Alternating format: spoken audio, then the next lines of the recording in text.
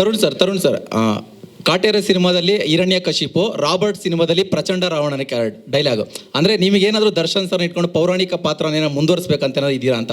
ಪ್ರತಿ ಸಿನಿಮಾದಲ್ಲೂ ಒಂದೊಂದು ಪೌರಾಣಿಕ ಪಾತ್ರದ ಡೈಲಾಗ್ನ ಅವ್ರ ಹತ್ರ ಹೇಳಿಸ್ತಾ ಇದ್ರಿ. ಸರ್ ಇಲ್ಲ, ನನಗೆ ಬೇಸಿಕಲಿ ರಂಗಭೂಮಿ ಒಲವು ಜಾಸ್ತಿ. ನಮ್ಮ ತಂದೆ ಎಲ್ಲನೂ ರಂಗಭೂಮಿ, ನಮ್ಮ ತಂದೆ ನಮ್ಮ ತಾಯಿ ಎಲ್ಲ ರಂಗಭೂಮಿ ಕಲಾವಿದರಾಗಿರೋದ್ರಿಂದ ನನಗೊಂಚೂರು ರಂಗಭೂಮಿ ಒಲವು ಜಾಸ್ತಿ. ಹಾಗಾಗಿ ಏನಾದರೂ ನಾಟಕದ್ದು ಏನಾದರೂ ಬರ್ಬೋದಾ, ಏನಾದರೂ ಆ ಥರ ತೊಗೊಂಬರ್ಬೋದಾ ಅಂತ ಒಂದು ಆಸೆ. ಎರಡನೇದು, ನಾನು ದರ್ಶನ್ ಸರ್ ಫಸ್ಟ್ ಫಿಲಮ್ ಮೆಜೆಸ್ಟಿಕ್ಕಿಂದನೂ ನಾನು ಟ್ರಾವೆಲ್ ಮಾಡ್ಕೊಂಬಂದಿದ್ದೀನಿ. ಅವ್ರ 55 ಸಿನಿಮಾನು ನಾನು ಹತ್ತಿರದಿಂದ ಹಿಂಗೆ ನೋಡಿರೋನು ನಾನು. ಸೊ ನನಗೆ ಒಂದಷ್ಟು ಎಕ್ಸೈಟ್ ಆಗಿರುತ್ತೆ ಗೊತ್ತಾ ಅವ್ರ ಫಿಲಮ್ಗಳು ನೋಡಿದಾಗ. ನನಗೆ ಗೊತ್ತು ದರ್ಶನ್ ಸರ್ದು ಪರ್ಫಾರ್ಮೆನ್ಸ್ ಪೌರಾಣಿಕನೋ ಐತಿಹಾಸಿಕ ಬಂದಾಗ ಹೆಂಗಿರುತ್ತೆ ಅಂತ ಅಂದ್ಬಿಟ್ಟು ಅಂತ. ಸೊ ನನಗೆ ಆಸೆ ಒಂದು ಪೌರಾಣಿಕ ಪೂರ್ತಿ ಮಾಡೋಕ್ಕಾಗುತ್ತೋ ಇಲ್ಲೋ, ಅಟ್ಲೀಸ್ಟ್ ಸಿಕ್ಕಿದಾಗ ಒಂದು ಅವಕಾಶ ಅದು ಉಪಯೋಗಿಸ್ಕೋಬೇಕು ಅಂತ ಅಂದ್ಬಿಟ್ಟು ನಾವು ಅದನ್ನು ಸ್ಕ್ರಿಪ್ಟ್ ಒಳಗಡೆ, ಅಂದರೆ ಫೋರ್ಸಿನಾಗೂ ಇಲ್ಲ, ಬಟ್ ಸ್ಕ್ರಿಪ್ಟ್ ಒಳಗಡೆ ಹೆಂಗೆ ತರಬೇಕು ಅನ್ನೋದಕ್ಕೋಸ್ಕರ ಯೋಚನೆ ಮಾಡಿ ಆ ಥರ ಅಷ್ಟೊಂದು ಎಲಿಮೆಂಟ್ಗಳನ್ನ ತಂದಿರೋದು.